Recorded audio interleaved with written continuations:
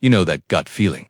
That tiny voice whispering something's just off. I ignored it for months. Told myself I was crazy. My boyfriend Mark told me I was crazy too. Said I was being paranoid, jealous, ridiculous, all because I felt weird about his friend Sarah. They worked together, hung out constantly, had all these inside jokes. She's just one of the guys, he'd laugh, ruffling my hair like I was a silly kid overreacting. But the texts that suddenly got hidden, the late nights at work that felt longer than they should, that sinking feeling in my stomach wouldn't go away. He made me question everything, made me feel like I was the problem, like my intuition. This deep down knowing that something wasn't right was just insecurity. He called it paranoia, made me feel small for even asking questions. I started doubting my own reality. Was I seeing things that weren't there? Was I pushing him away with my suspicions? The confusion and the gaslighting ate me alive.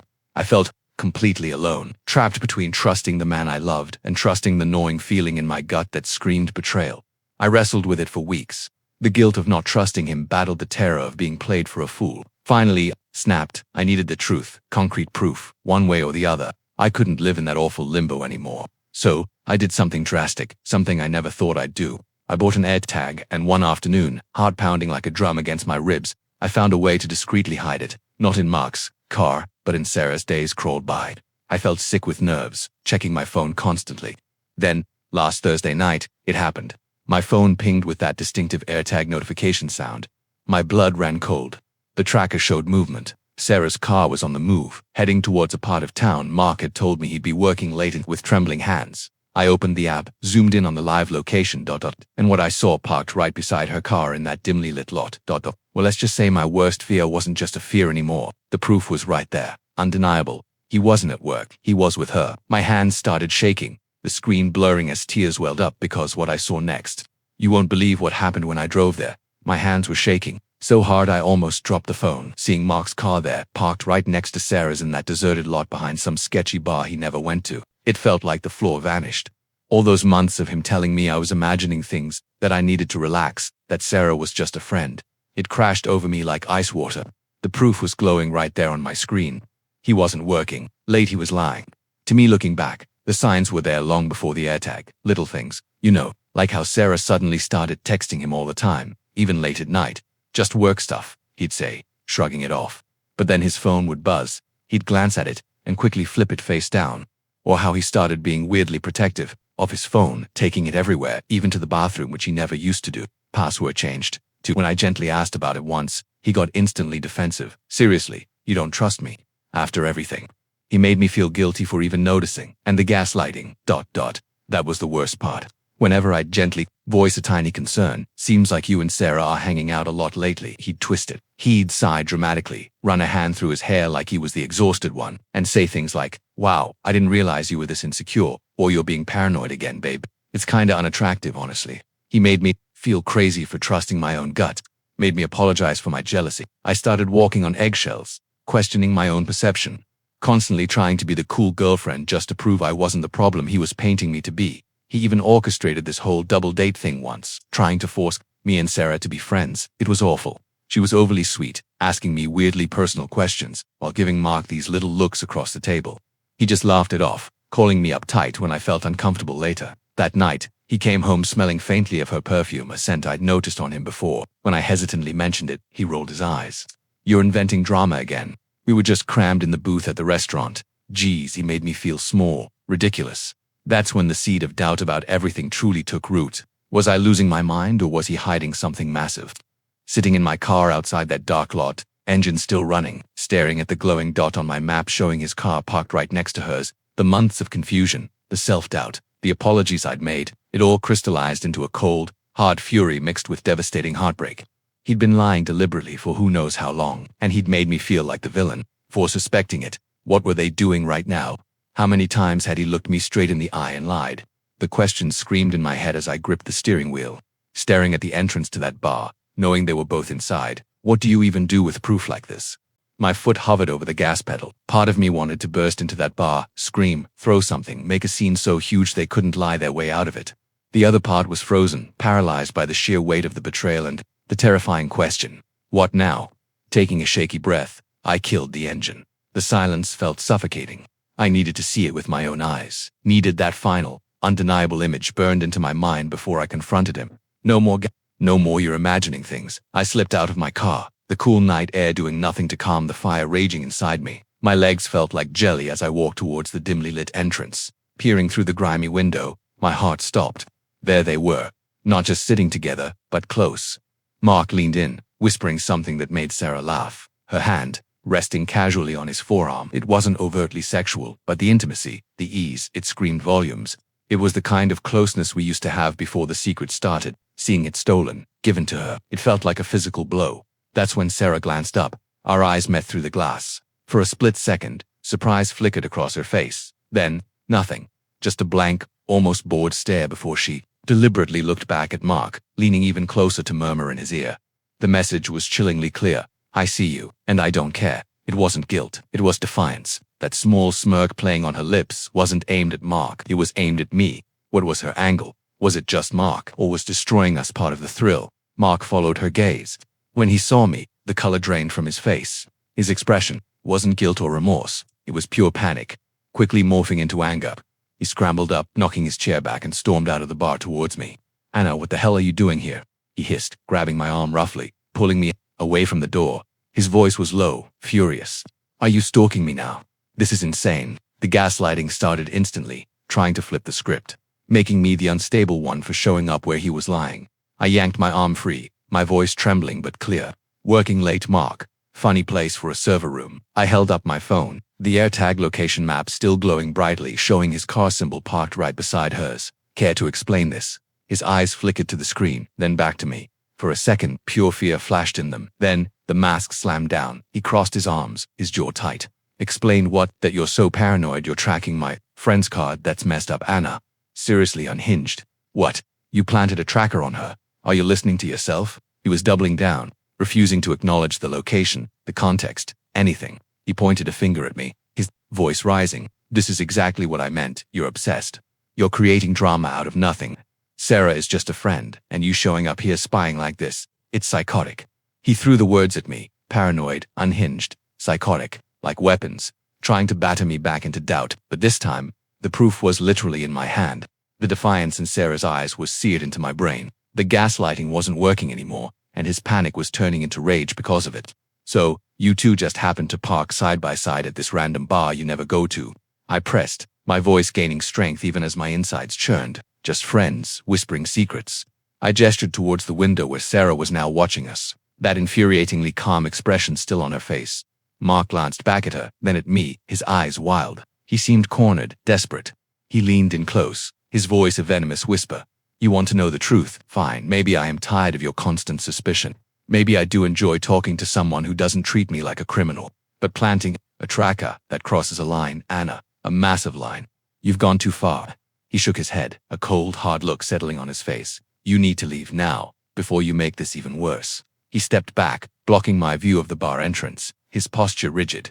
Go home. We'll talk about your little stunt later.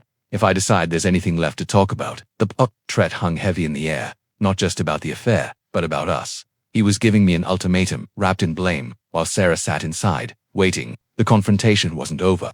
It had just become a terrifying standoff. What was he going back inside to tell her? What did "if I decide" even mean? The drive home was a blur of streetlights and tears. Mark's words echoed in the silence of my car, sharp and poisonous. If I decide there's anything left to talk about. It wasn't an apology, not even close. It was a threat, a power play. He was trying to wrestle back control, to make me the villain for uncovering his lies. The image of him storming back, into the bar, back to her, while leaving me standing there in the cold parking lot, felt like a fresh wound. The proof was undeniable, yet he still tried to twist it, making my desperate search for truth into some kind of crime. The gaslighting hadn't stopped. It had just gotten louder, uglier. I didn't go straight home. I drove aimlessly, replaying every moment. Sarah's cold, defiant stare. Mark's panic turning into fury. That chilling smirk she gave me like she'd won something. What was their relationship? Was it just physical, or was there more? Did she know about the years Mark and I had built together? Did she care? Or was the thrill of the secret, of stealing him, part of the appeal for her? A sickening thought hit me. Had he painted me as the crazy, controlling girlfriend to justify his betrayal to her? Was that why she looked at me with such contempt? The layers of deception felt suffocating. My phone buzzed relentlessly. Unknown number, then another, then a call from Mark's best friend, Jake. I ignored them all. Then, a text lit up the screen. Not from Mark, but from Sarah. My blood ran cold. Sarah, saw you lurking. Pretty pathetic. Anna, tracking PPL. Get a life. He's sick of your drama. Maybe take the hint and leave him alone. The sheer audacity took my breath away. She wasn't hiding anymore. She was taunting me, injecting herself directly into the wreckage Mark had created. Why? To push me over the edge. To make me react and prove Mark's crazy girlfriend narrative. The mind games were escalating, and I felt dangerously close to breaking. I finally pulled into my apartment complex, my hands still shaking. The familiar space felt alien, tainted. Mark's hoodie was draped over the couch. His favorite mug sat by the sink. All these little pieces of a life built on lies. The silence screamed. What would he do? Would he come home? Would he try to explain? To spin some new, elaborate lie? Or would he just disappear? His ultimatum hung heavy. We'll talk if I decide. The powerlessness was crushing. After everything, the months of self-doubt he forced on me, the deliberate deception, the proof I'd risked so much to get, he was the one dictating the terms. He was the one deciding if we even had a future. I sank onto the floor, leaning against the door, exhaustion hitting me like a physical weight. The emotional whiplash was overwhelming, fury at his betrayal, devastation at the loss of what I thought we had, terror of what came next, and a chilling numbness creeping in. The AirTag evidence was concrete, but it felt meaningless against the sheer force of his denial and her venom. What good was proof if he refused to see it? If he painted me as the monster? Hours crawled by. The apartment was a ghost town. No call, no text from him. Just that awful waiting silence. Every creak of the building made my heart jump. Was that his key in the lock? Was he finally coming home to deliver his verdict? Or was he still out there with her, planning his next move? Would he try to charm his way back in? Or would he simply vanish, leaving me alone with the wreckage and Sarah's cruel text burning in my phone? The uncertainty was torture. I had the truth, but it felt like I was standing on the edge of a cliff, blindfolded, waiting for the push. The confrontation at the bar wasn't the end. It was just the beginning of a terrifying, unknown storm. What would he do when he finally walked through that door? The answer felt like it could shatter everything that was left. The silence in the apartment was so thick I could hear my own pulse thudding in my ears. Hours had bled into the early morning. No Mark, no sound of his key. Just the suffocating weight of his ultimatum and Sarah's cruel text burning a hole in my phone. Exhaustion warred with a frantic, buzzing anxiety. I couldn't just sit on the floor waiting for the axe to fall. I needed something, answers, distraction, proof that I wasn't the crazy one he'd painted me to be. I pushed myself up, legs stiff and numb. My eyes landed on Mark's desk, the one he always kept meticulously tidy, almost obsessively so. A place I'd rarely intruded, respecting his workspace. Now, respect felt like a joke. Fueled by a desperate, angry energy, I yanked open the top drawer. Pens, paper clips, a spare charger. Nothing. The second drawer held files, bills, car documents, stuff that looked boringly normal. My fingers brushed against a thick envelope tucked right at the back, hidden beneath a stack of old bank statements. It felt different, heavy, deliberately concealed. My breath hitched. With trembling hands, I pulled it out. It wasn't addressed to him. It wasn't addressed to anyone. Just a plain manila envelope, sealed shut. Inside wasn't love letters or photos. It was cash. Thick bundles of $100 bills, neatly banded. A lot of cash. More than I'd ever seen in my life. Stunned, I sank into his chair, the envelope heavy in my lap. Where did this come from? Why was it hidden? Mark worked in IT support. His salary was decent, but this was months, maybe a year's worth. Just sitting here. The questions exploded. Was it stolen? Was he involved in something illegal? Was this why he was suddenly so secretive, so defensive? Not just the affair, something darker. My phone buzzed, shattering the eerie quiet. This time it was Mark. Mark, we need to talk. I'm coming over. Now be there. The tone was cold, commanding, no apology, no explanation for his absence, just an order. Panic surged, hot and sharp. He was coming now. With this hidden cash burning, a hole in my lap. Was he coming for this? Did he somehow know I'd found it? The timing felt terrifyingly coincidental. I shoved the envelope back into the drawer, slamming it shut just as I heard the key fumble in the lock. My heart hammered against my ribs like a trapped bird. The door swung open, and Mark stood there, silhouetted against the dim hallway light. He looked different. Not angry like at the bar, not panicked. He looked grim, resolved, and utterly cold. He stepped inside, closing the door softly behind him, the click echoing in the silent room. His eyes scanned the apartment, lingering for a fraction of a second on the closed desk drawer, then locked onto me. There was no warmth, no remorse, just a chilling, assessing stare. "All right, Anna," he said, his voice low and unnervingly calm. "We're going to talk, but we're going to talk on my terms this time. No more hysterics. No more tracking devices." He took a step closer, his gaze never leaving mine. "You think you found something? You think you have proof?" A cold, humorless smile touched his lips. "You have no idea what you've stumbled into, or what's really been going on, Sarah. That was just convenient, a distraction. You were so focused on your little jealousy angle you never looked at what was right in front of you. He paused, letting the terrifying implication hang in the air. So, before you decide to play detective again, you need to understand exactly what you're dealing with and what walking away is really going to cost you. He gestured towards the couch. Sit down. It wasn't a request. The hidden money, his icy demeanor, the mention of cost. The stakes had just exploded beyond an affair. The betrayal wasn't just emotional anymore. It felt dangerous. What had he been doing? Who was this man standing in my living room? And what terrifying truth was he about to reveal or threaten me with? The ground beneath me felt like it was crumbling into an abyss I never saw coming. The air crackled with a tension so sharp I could taste it, metallic like blood. Mark's icy command hung between us. Sit down, his eyes flat and dangerous, dared me to disobey. The hidden cash, his chilling calm, the cryptic warning about cost. This wasn't just about cheating anymore. This felt like standing on the edge of a dark, unknown abyss. Fear coiled in my stomach, cold and heavy, but beneath it, a spark of pure, defiant fury ignited. He didn't get to dictate this, not anymore. I didn't sit. Instead, I took a shaky step back, putting the coffee table between us. My phone was still clutched in my hand, a lifeline and a weapon. With a trembling thumb, I fumbled, praying I hit record. The tiny red light blinked on. No, Mark, I said, my voice surprisingly steady despite the tremor inside. You don't get to give orders, not after this. I gestured vaguely encompassing. The lies, the betrayal, the terrifying envelope hidden mere feet away. You want to talk? Then talk. Start with the money. Where did it come from? What are you involved in? He flinched, just a tiny flicker in his cold mask. He hadn't expected defiance. He'd expected me to crumble, to obey. Seeing me stand my ground threw him off balance. A muscle twitched in his jaw. That, he hissed, his voice low and venomous, is none of your business. It's complicated. Safer if you don't know. He took another step forward, trying to intimidate. The point is, Anna, you're poking around. With your trackers, your suspicion, you're messing with things you don't understand. Things that could get messy. I choked out a bitter laugh. Like finding my boyfriend in a parking lot with another woman. Like discovering he's hiding stacks of cash. You think that's not messy? The fear was still there. A cold knot, but the fury was burning brighter. Fueled by months of gaslighting and the sheer audacity of his threats. Is Sarah part of this? Your distraction? I threw his word back at him. Was sleeping with her just another part of whatever shady game you're playing? His mask finally cracked. A flash of raw panic, quickly smothered by rage. Sarah, he spat the name like poison. She's a parasite, a blackmailer.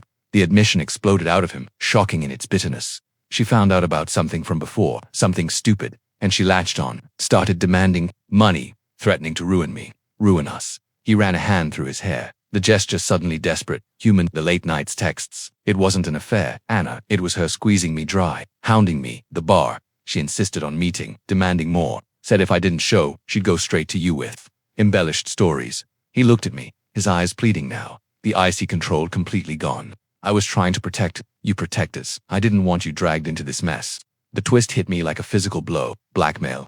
Not an affair, but extortion. The pieces shifted violently. His secrecy, his defensiveness, the hidden cash. It suddenly aligned in a horrifying new pattern. The betrayal wasn't romantic. It was a desperate, stupid cover-up of something, potentially worse. He'd lied, manipulated, and let me believe the worst, that I was paranoid and jealous, all to hide his own weakness and fear. He'd sacrificed my sanity to protect himself. The relief that it wasn't an affair was instantly drowned by a tsunami of fresh betrayal. He'd let me drown in doubt. He'd called me crazy. He'd used my love and trust as a shield against a predator. Protect me.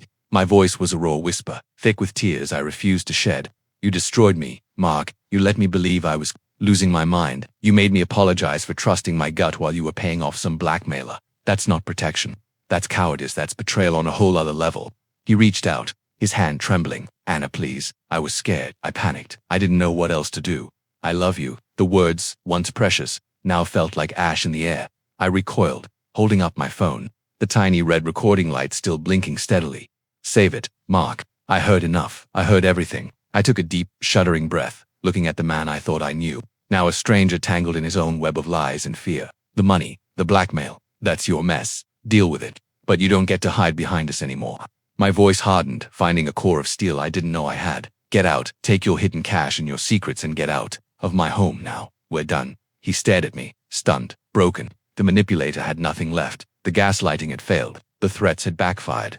He saw the finality in my eyes, the proof silently recording in my hand. Without another word, his shoulders slumped in defeat. He turned, walked to the desk, yanked open the drawer, grabbed the heavy envelope, and shoved it into his jacket. He didn't look at me again. He just walked out, closing the door softly behind him. The silence that followed was vast, echoing with the ghosts of his lies and the chilling revelation. It wasn't the ending I expected.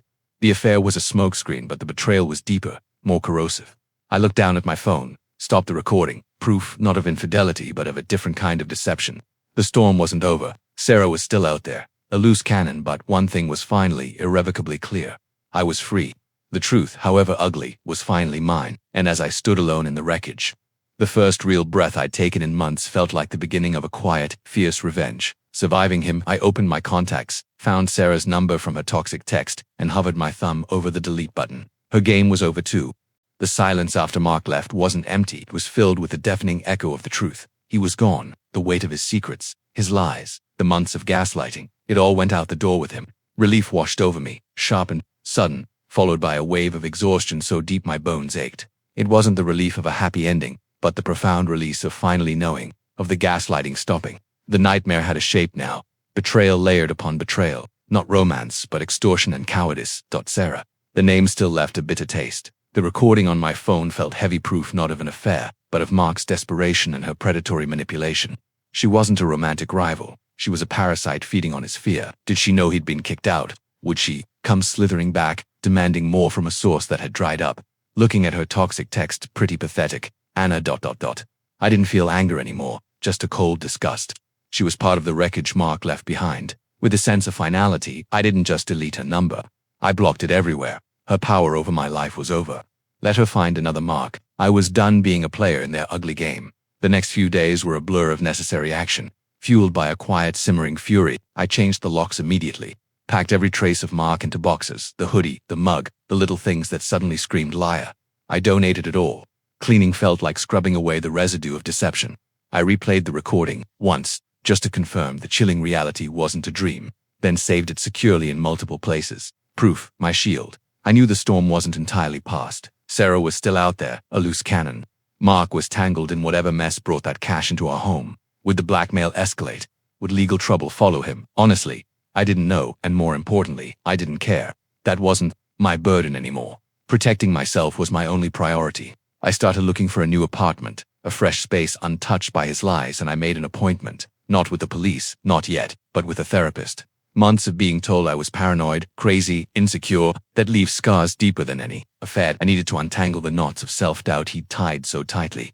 Sitting alone in the half-empty apartment one evening, the quiet wasn't suffocating anymore. It was peaceful. The constant hum of anxiety, the walking on eggshells, the desperate need for his approval, it was gone, replaced by a profound, hard-won stillness.